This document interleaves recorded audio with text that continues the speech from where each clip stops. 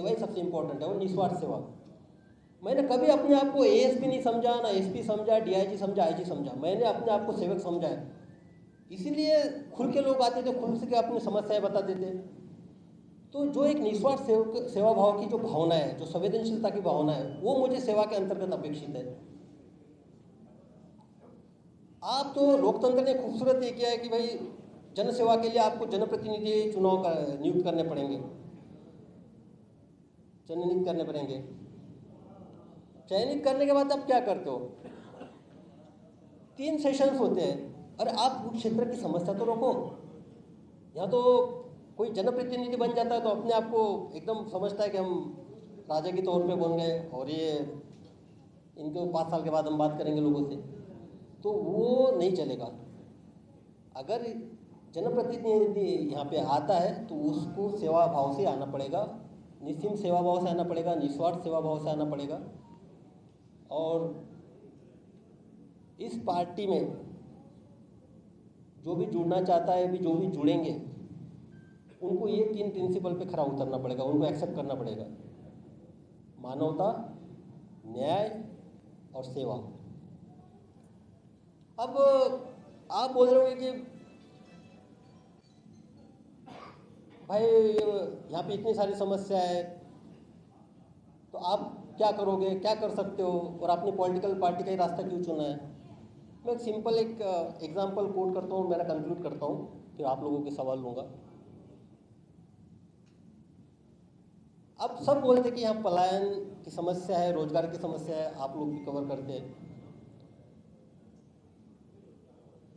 यहाँ इंडस्ट्री नहीं है, मैं इस पर बोलूँगा नहीं।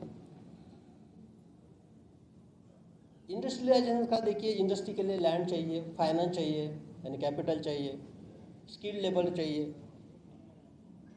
उसके लिए सरकार ने बियाडा भी बनाया है। इंटर सबवेंशन स्कीम थी सेंट्रल गवर्नमेंट की, उसके अंतर्गत भी बहुत सारे प्लान का बोला गया है।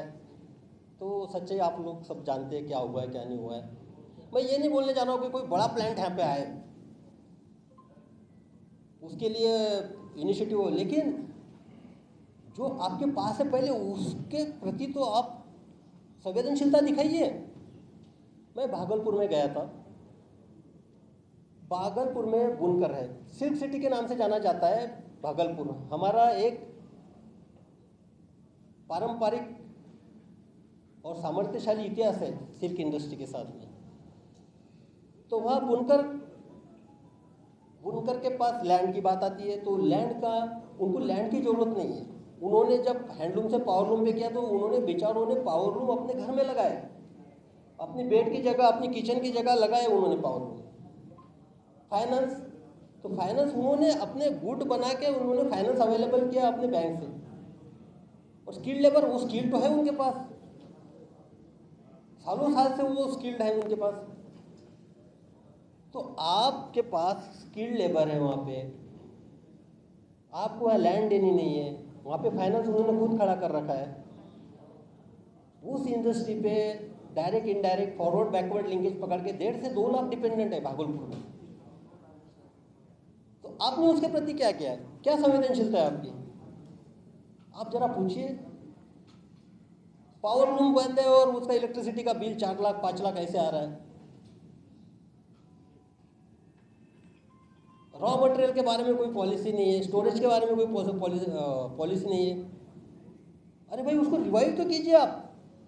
बाकी इंडस्ट्री तो लगाएंगे, लेकिन जो आपके पास है जिसमें आप रोजगार जनरेट कर सकते हो, जिसके माध्यम से आप वहाँ के स्किल्ड लेबर का पलायन रोक सकते हो, वो तो चीज़ें अपने पास जो है वो तो कीजिए। तो बस मेरा यही सब कुछ कहना था। आज पार्टी का अनाउंसमेंट किया है। मेरा क्षेत्र में घूमना अभी खुले तौर पे रहेगा। एक पार्टी का राष्ट्रीय जो अध्यक्ष है, पार्टी का गठन कल ही हुआ है, 7 अप्रैल 2025 में पार्टी का गठन हुआ है। सर्वसम्मति से वहाँ राष्ट्रीय अध्यक्ष के तौर पे मैं हूँ, शिवदीप अमन राव लांडे है।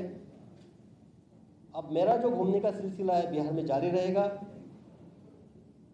संगठनात्मक तौर पे लोगों को मुझे चूज़ करना है, उनको जानना है, पहचानना है, कौन जो एक मोटिव है, जो फिलॉसफी है, जो आइडियोलॉजी पार्टी को आगे बढ़ा सकता है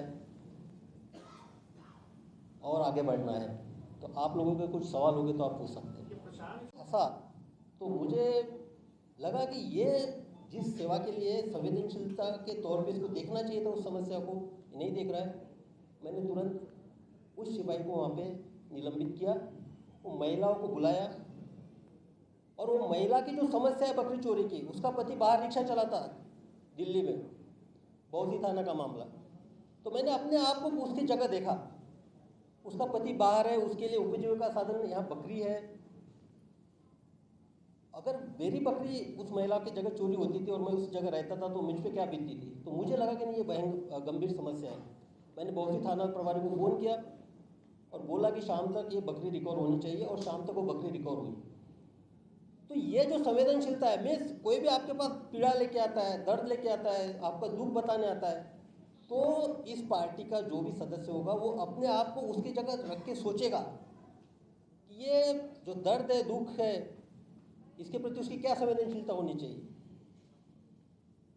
दूसरा जो मेरा फाउंडिंग प्रिंसिपल है वो है न्याय का, वो है अभी सामाजिक न्याय।